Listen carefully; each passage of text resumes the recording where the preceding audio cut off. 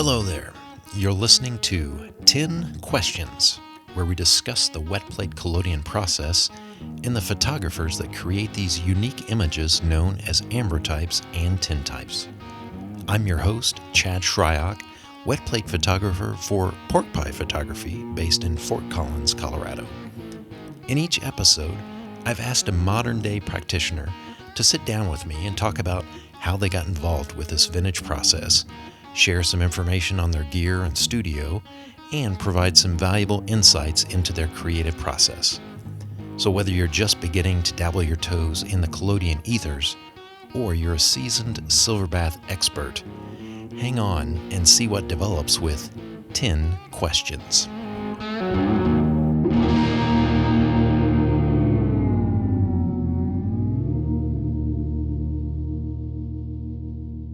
Fourscore and 7 months ago, my next guest started in the wetplate collodion process, approximately by my quick estimation.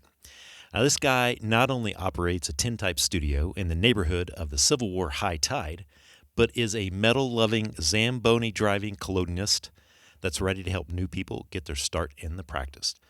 Based in Gettysburg, Pennsylvania, I'd like to welcome Dave Wilson to 10 Questions. Hey, Dave, how's it going, man? Pretty good, Chad. How you doing? Sweet.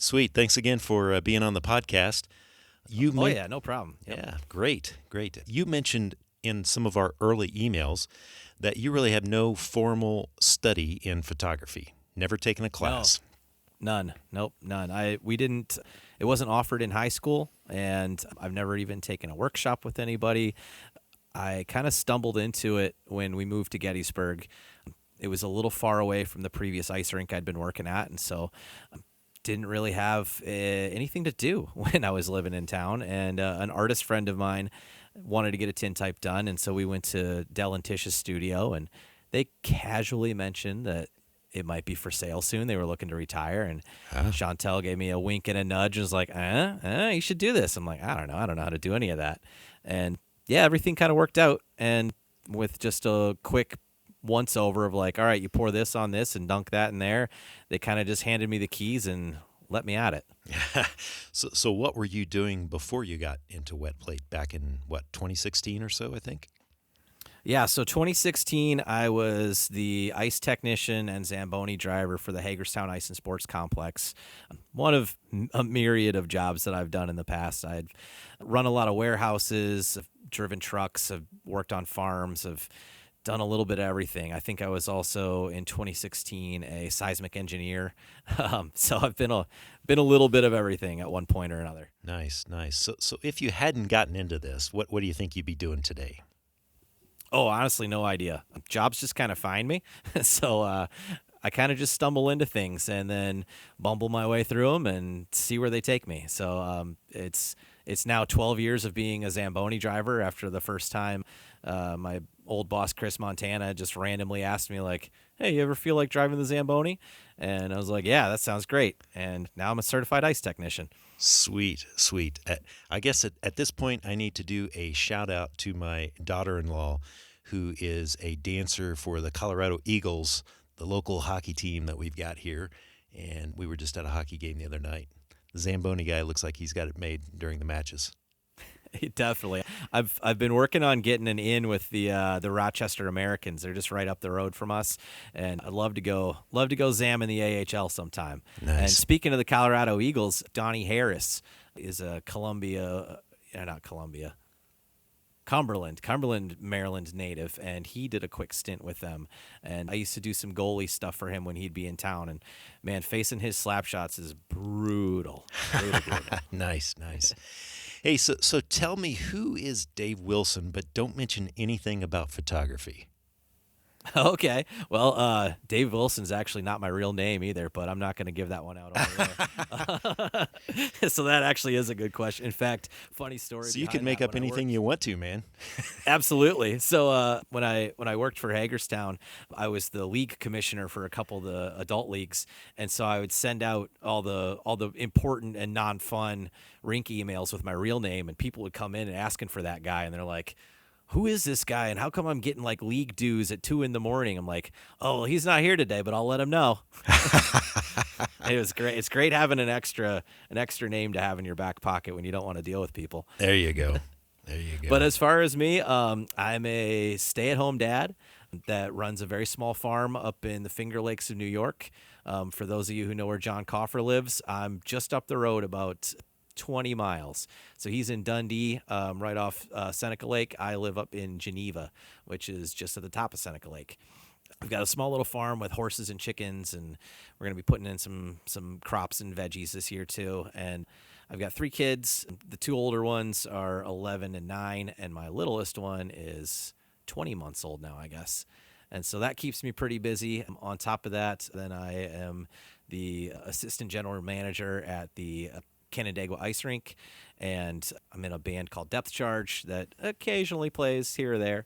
Nice. We haven't been that busy in the last couple years, but we get around from time to time. And then I also do some photography stuff.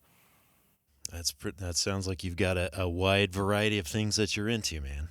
I got a lot of irons in the fire. Yeah. That's right.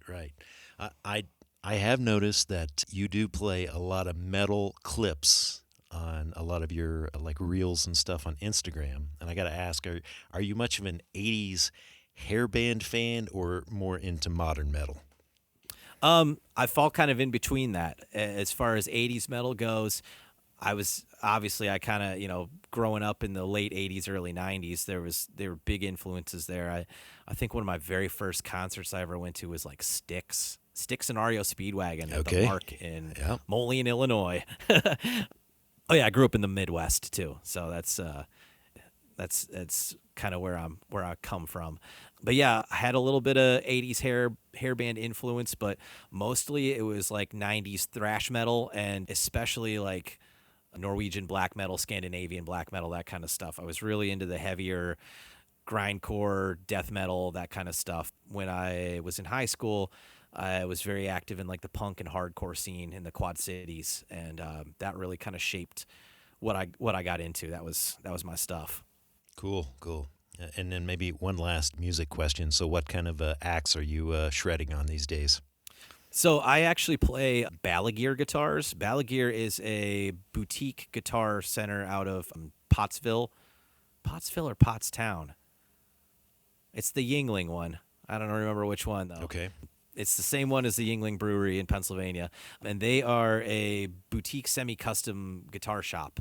Our bass player, Mike, is a really good guitar player, and he had a Balaguer that he brought to practice, and I tried it out and absolutely fell in love. And so I've been a huge fan of Balaguer guitars ever since, and I've got 3 of them. I'm also, as far as like body builds go, I'm more of a Les Paul guy. Okay. And funnily enough, my oldest daughter has been learning guitar and just broke my Les Paul. Oh, no. Classic Les Paul headstock. Head snap. Shattered. Yep. Okay. Yep. I know. It wouldn't be a Les Paul if it didn't have a busted headstock. Right. But it was a nice one. It was a nice black cream binding, just beautiful Les Paul custom. But, it happens. Well, I think that's a pretty common fix on those headstocks, so shouldn't be too bad to find somebody to take care of it. Yeah, my buddy AJ's the guitar tech for the band The National, and so when I put my post up about my Les Paul getting shattered, he's like, "Yo, just box it up and send it to me. I'll get it all fixed up for you." So nice. So hopefully I'll have it back on the rack in a couple months. Okay, sweet. Yeah, I've been trying to get back into it. I played in a band in college. I was actually in a Spinal Tap cover band called Spinal Tarp, and we all dressed up and had wigs and all that kind of stuff. I still have my my Strat HM that I bought back in the early '90s, and then about a year ago I picked up a Les Paul Standard Unburst. So were you the Nigel Tufnell of the band? I was the Nigel of the band. Yes. Nice. Perfect. Exactly. Perfect. I've always been more of a bass player, so I would have been your Derek Smalls. Exactly. Yep. At least you weren't the drummer, though. Right, yeah. I don't want to spontaneously combust. Okay, so let's talk about wetplate a little bit. So tell me how you discovered wetplate and why you decided to get into it. You mentioned that you had visited a studio and some folks were selling it. Was that really your first exposure to wetplate? No, I had been a Civil War reenactor since I was in high school, and obviously bouncing around to all the different events and different sites, and visiting Gettysburg a lot.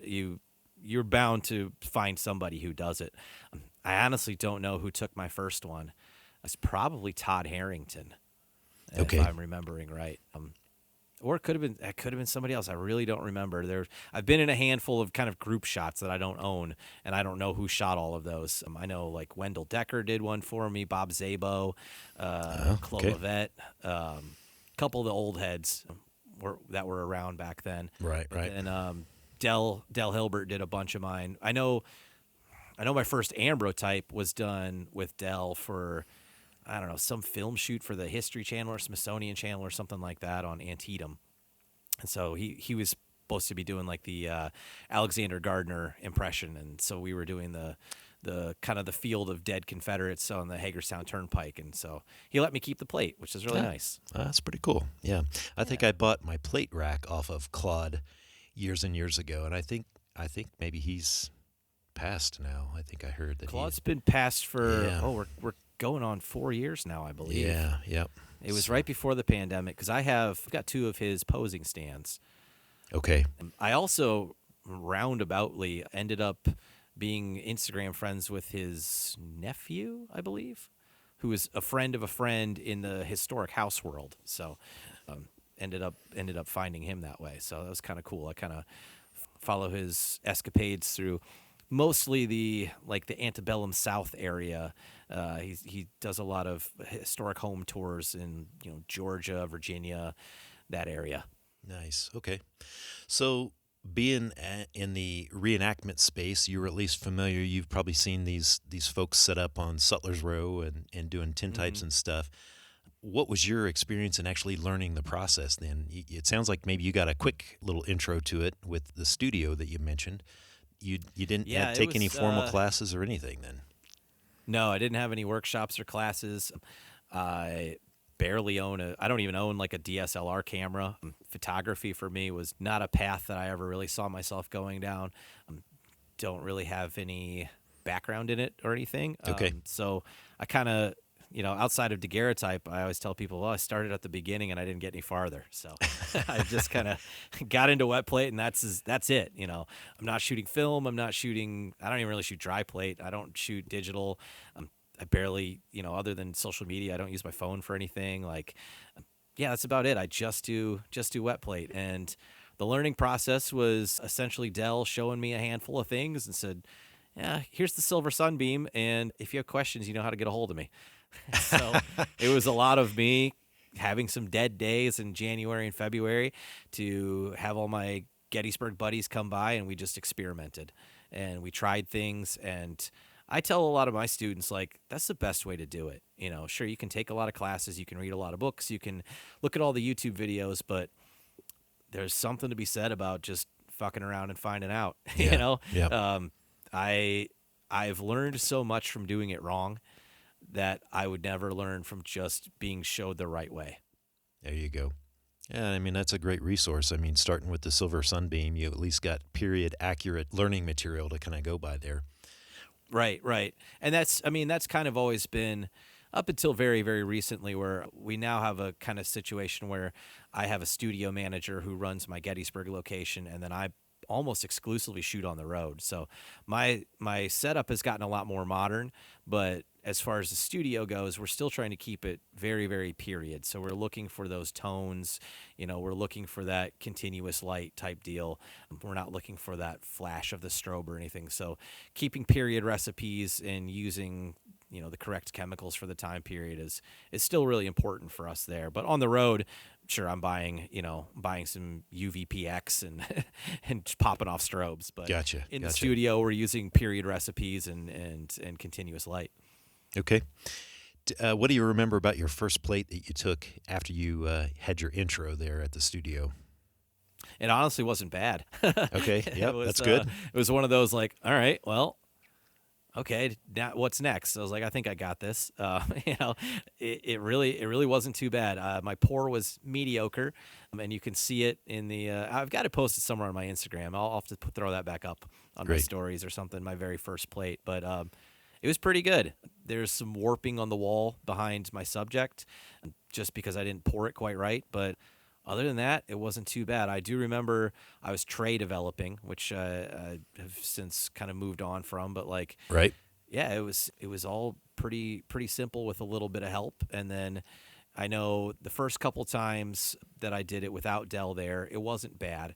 I know the first times it started getting bad was when I'd been doing it on my own for a while and I didn't know how quickly the chemicals aged and what to do about it. And that was the hard part. Was like, okay, now I got to figure out how to do it when everything isn't perfect. Right.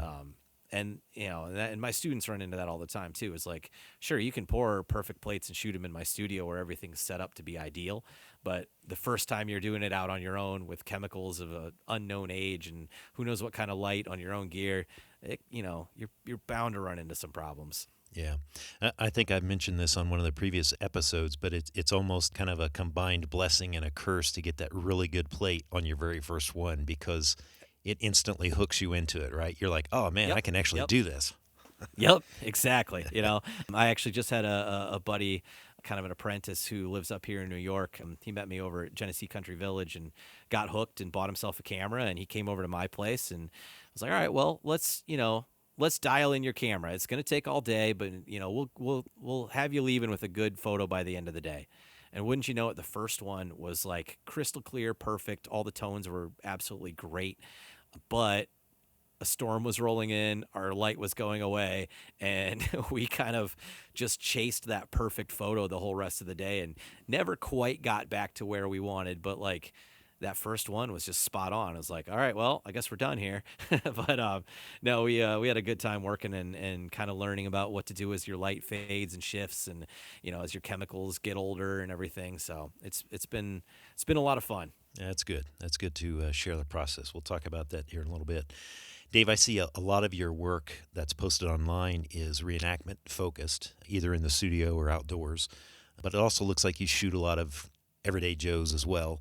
Do you have a primary genre that you like to stick with? I'm a big fan of cemeteries, and Okay. cemetery people have been a big fan of me. So it's been a mutually beneficial partnership. I have a lot of tattoo clients.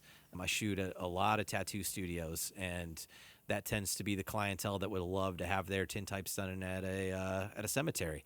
And so, especially since I've kind of delved into doing a lot of the double exposure spirit photography, that's kind of been, I wouldn't say a calling card, but something that I can at least reproduce pretty consistently. Outdoor spirit photography is no guarantee, but it's I've gotten enough of a handle of it on how to make it work that I can kind of make sure that we always get something. So that's been my crowd, is the spooky crowd. They've been a big fan of that. In fact, I'll be doing at least two, I think three cemetery shoots this year for sure, and probably adding at least one or two more.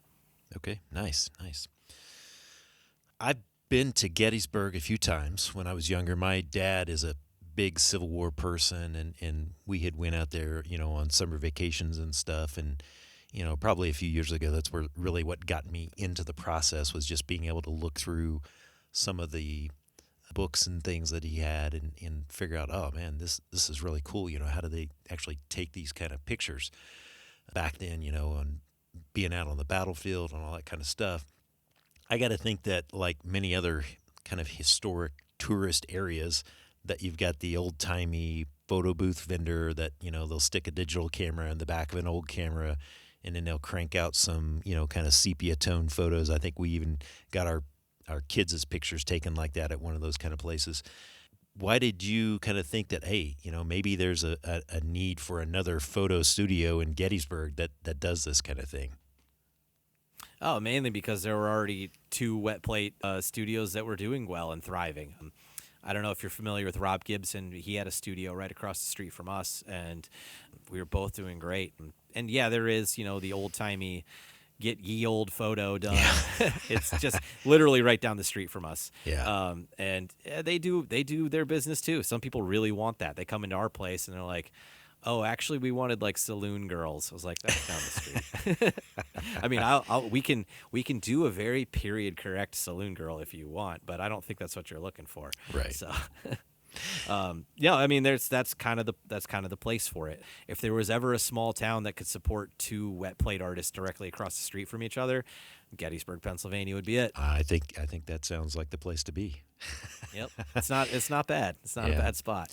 So in your studio there downtown, I take it you've got costumes for folks that are kind of traveling, as a tourist and not necessarily a reenactment person, that they can, put the gear on and look somewhat authentic in the photos. Absolutely. In fact, I would say that costumed reenactors who come in on their own barely make 1% of our clientele. We're almost exclusively just tourists coming in to check things out. And so we have every kind of outfit, uniform, dress that you could be looking for in every possible size. So we've got a pretty extensive wardrobe, and we have a lot of people who come in and have really specific ideas of what they're looking for. We have some people who are just walking through the door and saying, hey, what are you guys doing here? And so we cater to both those crowds. We've got the people who have ancestors and they want to wear exactly what their ancestor wore. And then we have the people who are like, yeah, can I leave my sunglasses on for this? And so, yeah, we cater to both crowds. Gotcha. Yeah. Tell us a little bit about your different studio and darkroom layouts that you've got. So you've got the studio that's downtown, and you mentioned got another. Do you have a place there at the farm that you do some shots too, or? I do, yeah. So the studio, our main location in Gettysburg, we try to recreate as close as we can to like a Victorian parlor. So we have the curtains, the rugs, all the furniture, the fringe chairs, the pillars, anything that you're looking for that might be in a period studio photo, we try to have. We have a lot of really specific props that I've seen in period photos, painted backdrops, all that kind of stuff, and at the studio, we use continuous lighting just because I feel the effect and the look and the tone is going to be a lot closer to a period tintype than popping off strobes. Now, obviously, that's a detriment to our younger clients and pets and stuff like that. So we do, we also do digital as well, too, just because some people really want that.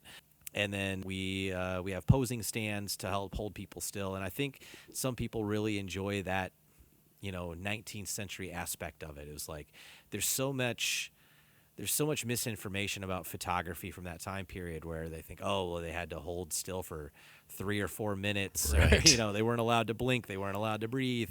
They didn't smile because they all had wooden teeth. And, so we spend a whole lot of time dispelling myths about posing stands and that they weren't used to hold up post-mortem bodies and, all the dumb stuff that you find on Pinterest. So, right. That's what we spend a lot of our time doing is kind of shooting down all the myths and teaching people exactly how photography did work. And we'll show them the camera and show them, how it works and how simple it actually is as far as just a box with a lens. And they're always surprised of two things. They're surprised that the image is upside down and that it's in color. I was like, you're literally just looking through like a very small scale telescope, so it shouldn't surprise you that it's in color. Yeah, it's fun. They get to watch the whole process. They get to watch us put it in the fixer and have it flip right in front of them. And, and we talk about how just wild that must have been for 19th century people to see their image for the first time. So, yeah, it's a lot of fun. People really, really enjoy it. And we try and just make it an experience instead of just the final product, having that whole interaction and that whole dress up, wearing all those clothes, carrying the heavy muskets, all that kind of stuff. We make it as interactive as we can. Yeah, that's great. I find that people, for the most part, they probably get the most enjoyment out of going back into the darkroom and seeing what that process looks like to actually, hey, I've got this kind of milky white plate. I'm going to dump some stuff on it, and it's going to do this, and then we're going to drop it into this other stuff, and wow, there's a picture. They're like amazed that still takes place, right? Mm-hmm. Yeah, if I had the room, I'd love to bring more people into the darkroom to watch that process, but our darkroom is essentially a small closet. Where Gettysburg's not a big town, and a lot of the houses aren't very big either, so we're a little crammed for space. On the road, I have a very large grow tent, and that does allow me to bring clients inside sometimes and kind of watch the development process as well, too. Nice, yeah. Tell me a little bit, do you provide digital scans of your images, or is it just a plate is what they get, and you're taking a picture just to post up for social media?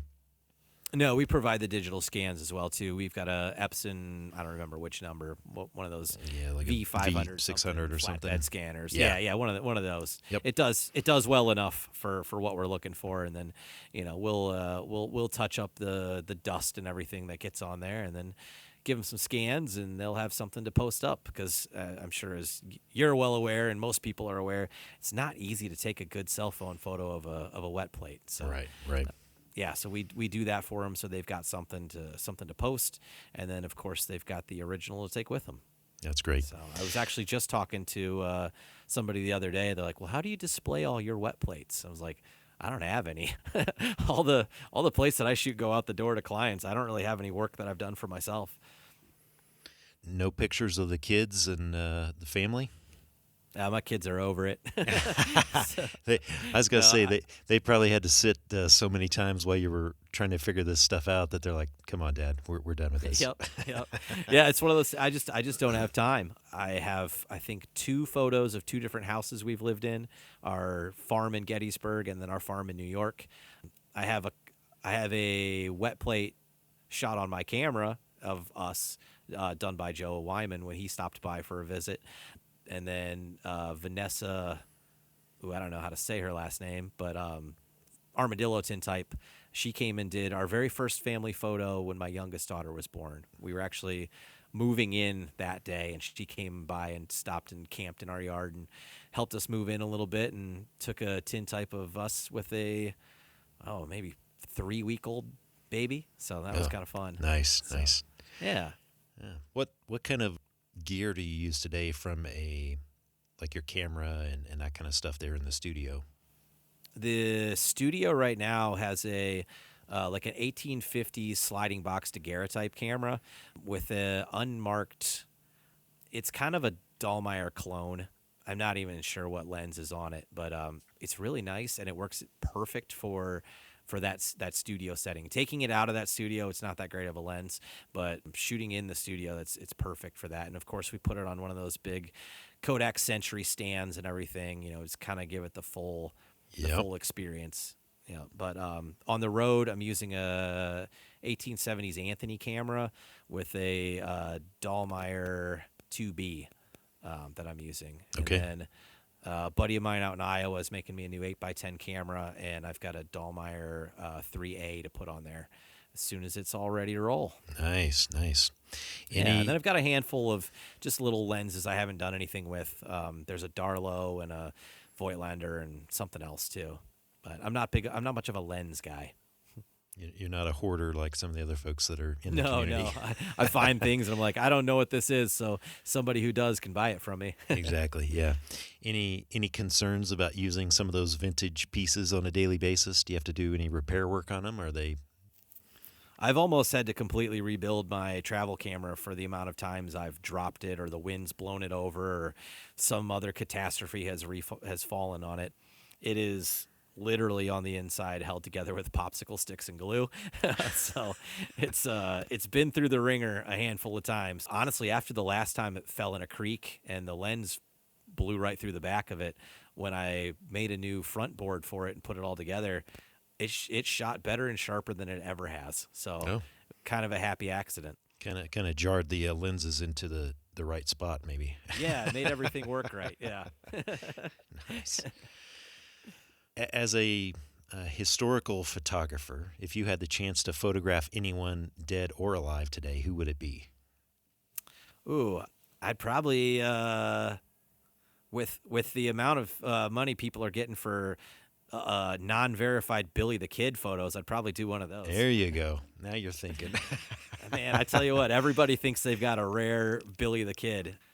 I don't believe most of it. Yeah, there's a couple of sites on Facebook that I follow, and it seems like about every couple of weeks there's somebody posting up a new Billy the Kid tintype. This is Billy the Kid whenever he was 6 years old. Or Yep.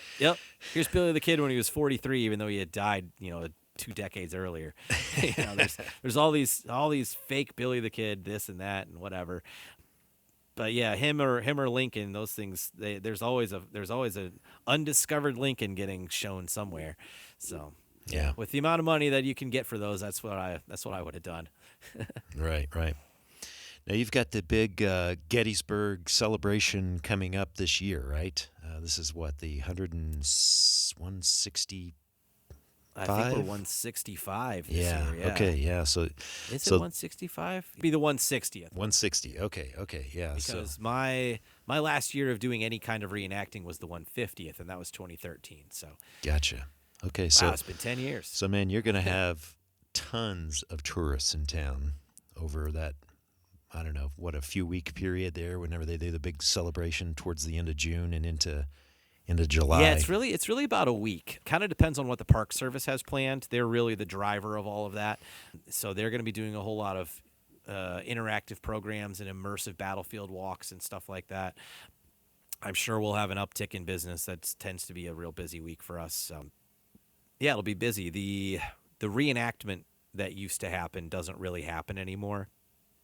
A lot of long story that goes into that with reenactor infighting and organization and money disappearing and the typical stuff that happens when a big thing has happened for a long time. Yeah. So it is what it is. I don't do well at reenactments. They tend to be so busy that the participants don't really have a whole lot of time to get to me until either very early in the morning or very late in the evening. And as you know, that doesn't really provide me with a lot of light. There you go. Yeah. I do better just staying at the studio and having people come to me. Let's see. Are there any ideas that you've got for maybe a series of images that you'd like to do from a creativity standpoint? Yes and no. It's one of those things that I don't really get a chance to go out and do things for myself. What I do a lot of is people send me ideas and I help them facilitate them as well as they can. I have some historical costumers who are very interested in doing like Edwardian period stuff up at my farm in New York. So they came up and we did kind of a Edwardian lawn party kind of deal. We brought my horses out, all that fun stuff, Just taking tintypes of horses is always a great time. I can imagine. Similar to dogs, I think. I was recently down in Williamsburg, and we spent a whole day at a horse farm, and I think I went like 2 for 10 on plates. It was not easy, but I'm always up for a challenge. But yeah, generally people will send me things that they want to do, and I do my best to recreate things. Recreating historical photos is kind of my jam. So people will send me a photo and say, "Hey, this is my great uncle. Is there a chance we could recreate this photo?" And so I find the props, I find the wardrobe, I find the angle and lighting, and try and figure out the best way to redo it. Although I do have, I'm going to pronounce it wrong because I always do, but I don't know if you're familiar with releviotypes. Which are essentially ambrotypes where just the subject is left on there and the collodion that would contain like the background is kind of all scraped off. Okay. Yep. I think I've seen some of those. Super popular. It was kind of 1850s, early 1860s. It was kind of popular. But I've kind of wanted to do a series of stacked releviotypes where I would shoot a background, and then these would all be on glass plates. Where I'd shoot a background, leave it, then shoot a mid-ground subject and scrape off everything around the subject, and then paint behind the subject with black asphaltum paint. Okay, yep.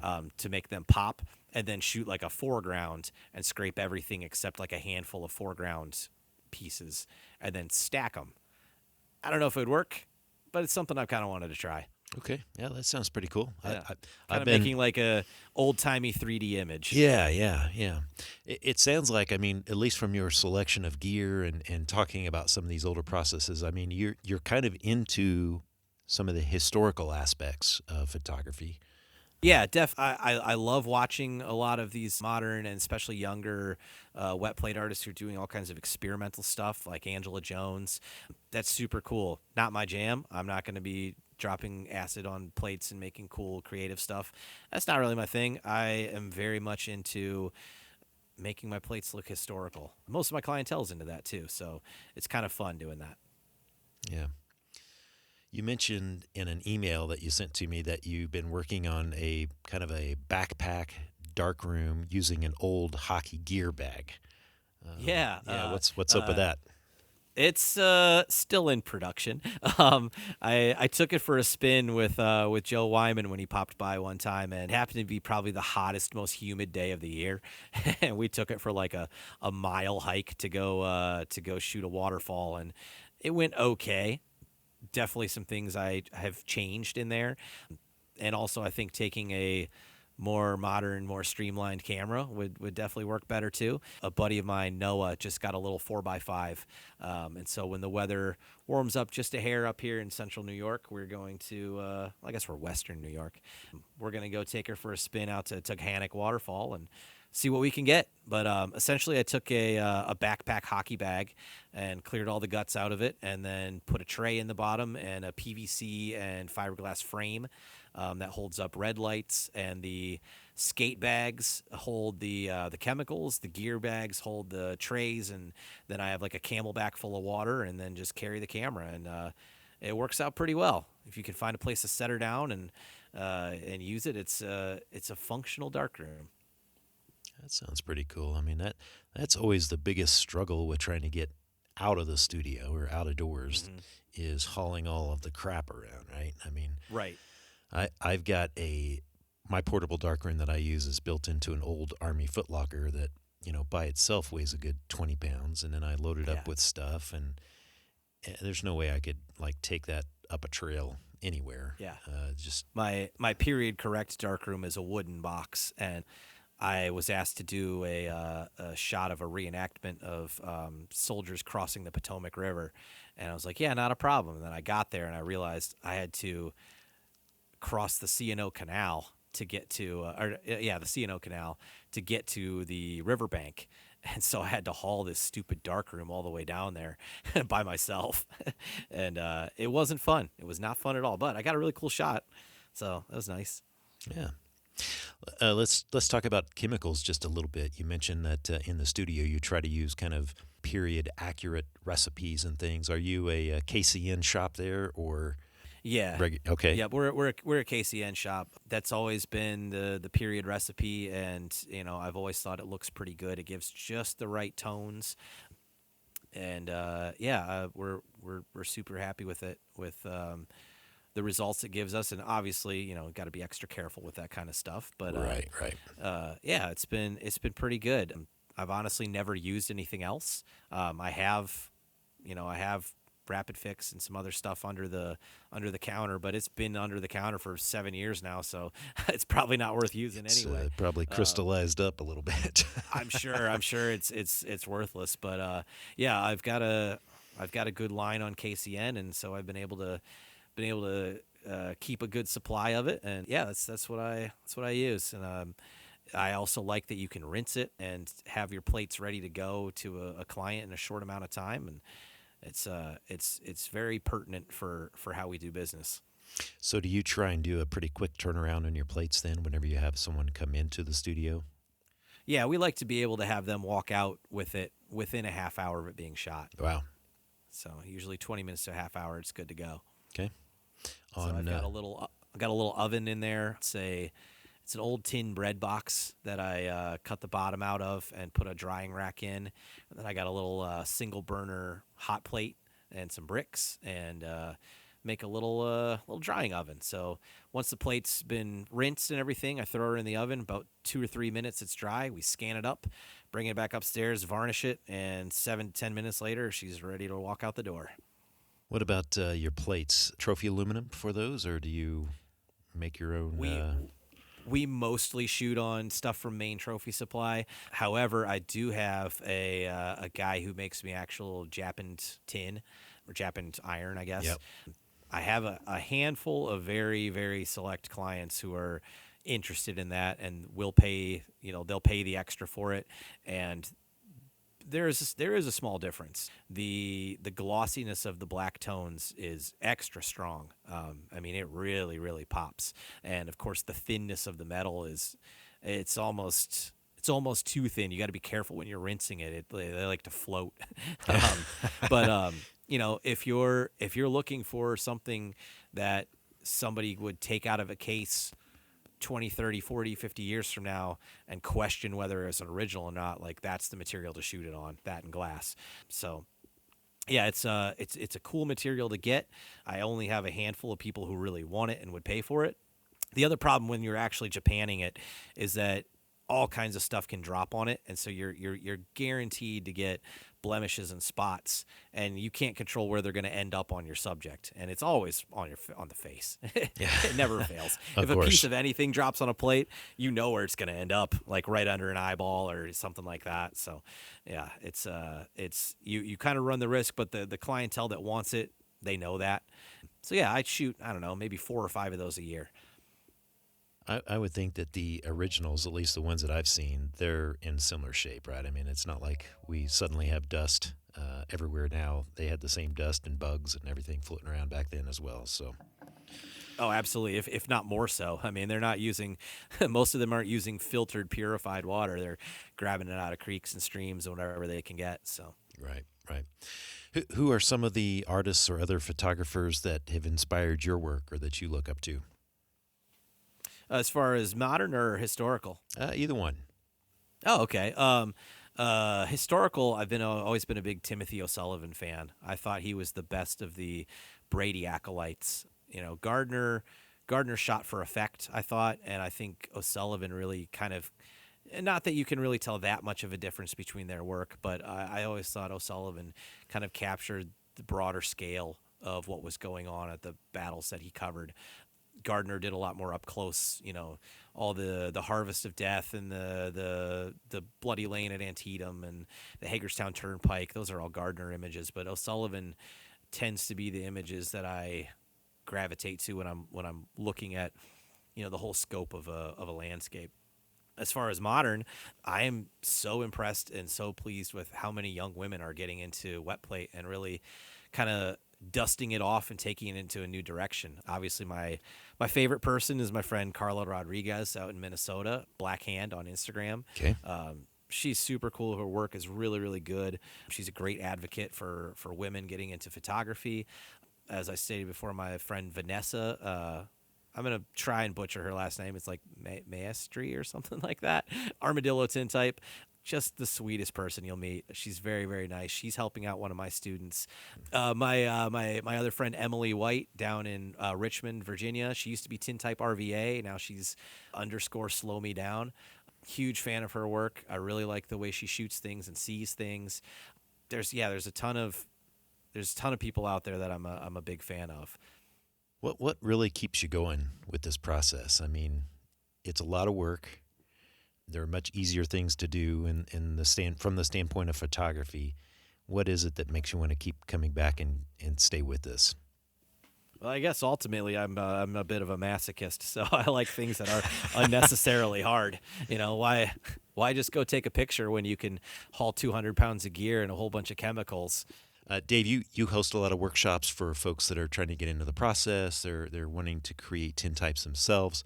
What's the biggest mistake that people make early on when they're trying to figure this process out?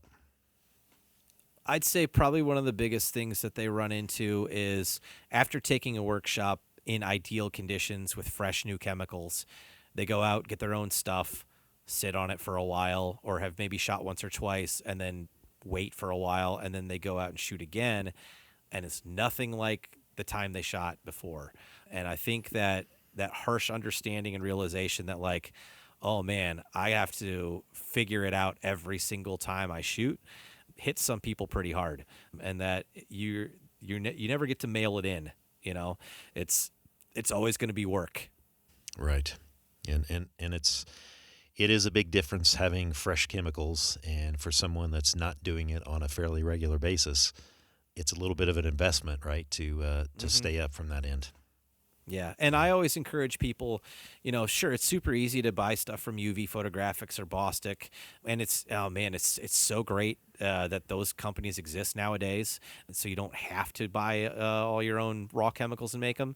But I really do encourage people to buy all their own raw chemicals and make your own mixes because A, you know what's going into it, B, you know how old it is, and C, if you're not a frequent shooter, you don't need to make, you know, 1,000 milliliters of the stuff and then sit on it and let it die. If you know you're going to shoot 5 plates and then not touch it for a couple months, sure, make yourself 200 milliliters and go from there. Right. That's good advice. What's your overall goal whenever you go into teaching one of these workshops? My goal is to inspire and encourage other people to continue this medium. Yeah, I mean it's one of those things I'd love to just be a disciple of wetplate and teach anybody who wants. Obviously, there's cost involved in this, and you have to cover your cost of materials. But I see us as stewards of a historic medium, and if it isn't for those of us already doing it, passing it on to other people and new people, it's not going to be a thing anymore.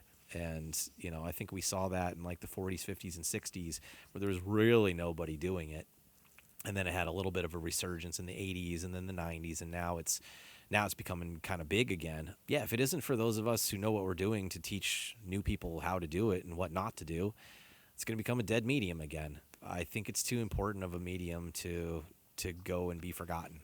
Yeah, I love that. I mean, to think that there was a photographic process that creates such detailed images, and it was really one of the earliest forms of photography, is pretty amazing.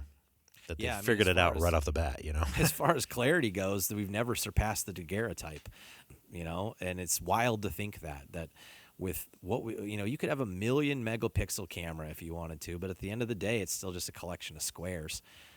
And a daguerreotype, zoom it in to infinity, and you'll just keep going until to the molecular level. And it's wild to think that we had cameras that can do that. Obviously there's reasons not to do daguerreotype these days, but I don't feel like boiling mercury and poisoning myself. But it'd be cool if there was a viable, feasible way to really keep that going too. And props to the half dozen people who still do it. I'm happy enough to do wetplate collodion.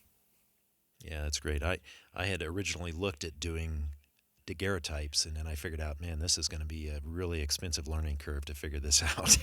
Yeah, I looked at daguerreotypes and realized that I had all the stuff in my studio to do it, and then looked at my life insurance policy and was like, nah, I'm not gonna.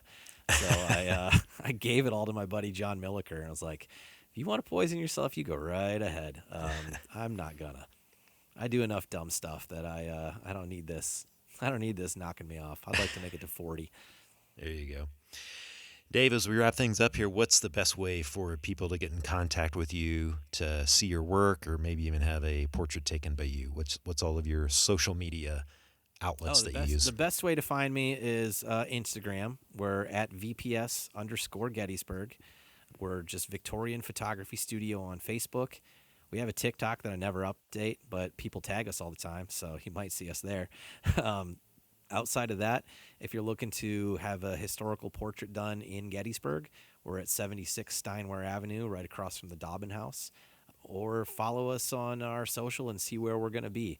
We travel from the upper East Coast all the way to Minnesota, down to Kentucky this year. We'll be all across the Midwest, the Mid-Atlantic, and the Upper South. So we get a little bit of everywhere. We'll be back and forth between Pittsburgh and Philly quite a few times. I'll be hosting workshops in Gettysburg, as well as one in Philadelphia and one in Connecticut. So that's the best way to find us, is somewhere on the road or right in downtown Gettysburg. Yeah, that's great. I know the next time that I am in the neighborhood, I'm going to look you up, man. Absolutely. It'd be great to meet you. Awesome. Hey, thanks, Dave, for being on the show today. And I would encourage all of our listeners to go check out your stuff and stop by the studio if they are in town. Thanks, Dave. Hey, I appreciate it. Thanks. Yep. I hope you've enjoyed this week's episode and maybe even picked up some insights that will help you along in your own wetplate journey. I'd love to hear from you on who you'd like to have on in a future episode. So send me a message and follow our Instagram account at 10 questions with any feedback. Don't forget to hit that subscribe button on your favorite podcast provider. Thanks for listening to me, Chad Shryock, and my expert guests, and I look forward to you joining me again in the coming weeks for a new episode of 10 Questions.